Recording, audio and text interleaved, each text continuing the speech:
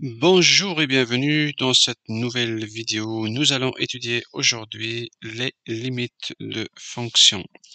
Tout d'abord, nous allons voir pourquoi on a besoin de calculer les limites. Ok? Donc, pour ce faire, on va prendre la fonction suivante f de x est égal à x sur x moins 2 le tout au carré. Et puis, on voit très bien que la fonction f n'est pas définie à x est égal à 2. Ok? Parce que f de x est une fonction rationnelle. Elle est définie lorsque le dénominateur est différent de 0. Ça veut dire x moins 2 au carré est différent de 0. Cela veut dire x est différent de 2. Donc pour la valeur x est égal à 2, f n'est pas définie. On ne peut pas calculer f de 2. Et c'est la raison pour laquelle on a besoin de déterminer la limite de la fonction lorsque x tend vers 2. Ça veut dire, puisqu'on ne peut pas calculer f de 2, on va calculer la limite f de x lorsque x s'approche de 2. C'est une façon de voir le comportement de la fonction dès que x s'approche de 2. Ok? On ne peut pas calculer f de 2, mais on peut calculer f des valeurs de x très proches de 2. C'est ce que nous allons voir dans ce tableau.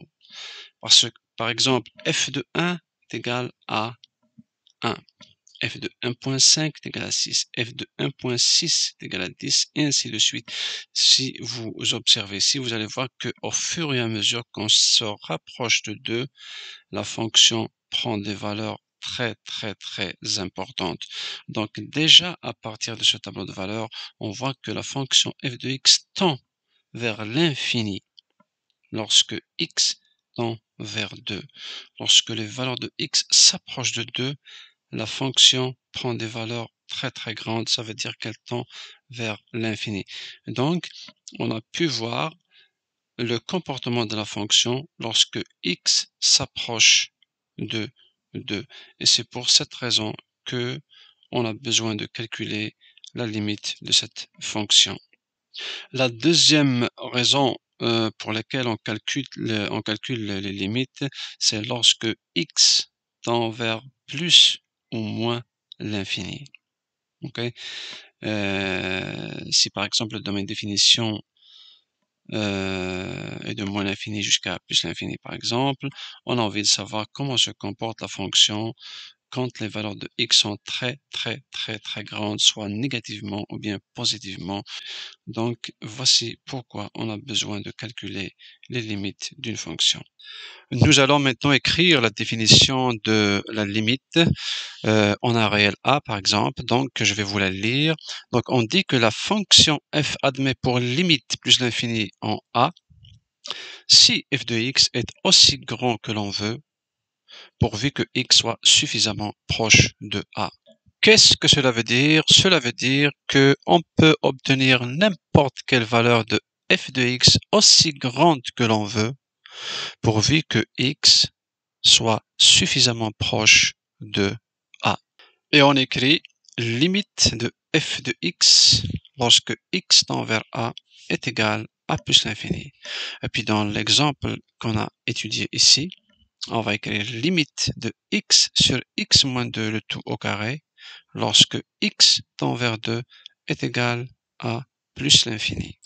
Sur le plan graphique, donc je vous ai tracé ici la courbe de la fonction en question. On voit que dès que x s'approche de la valeur de 2 ici, les valeurs de la fonction deviennent de plus en plus grandes. Donc la droite ici en vert que vous voyez ici, c'est une asymptote, on appelle ça une asymptote de la courbe de la fonction f de x. Donc elle va tout le temps s'approcher de cette droite-là, x est égal à 2, sans jamais l'atteindre. Elle va s'approcher en grandissant bien sûr. Donc les valeurs de f de x vont être de plus en plus grandes. Elle s'approche de la droite dès que x s'approche de 2 sans jamais l'atteindre. Et c'est ainsi que termine la vidéo pour aujourd'hui. Dans la prochaine vidéo, nous allons aborder le cas de la limite infinie en infini, le cas de la limite finie en infini, le cas de la limite en un réel et à gauche et à droite de ce réel. Je vous remercie infiniment d'avoir suivi jusqu'à la fin et je vous souhaite une bonne journée.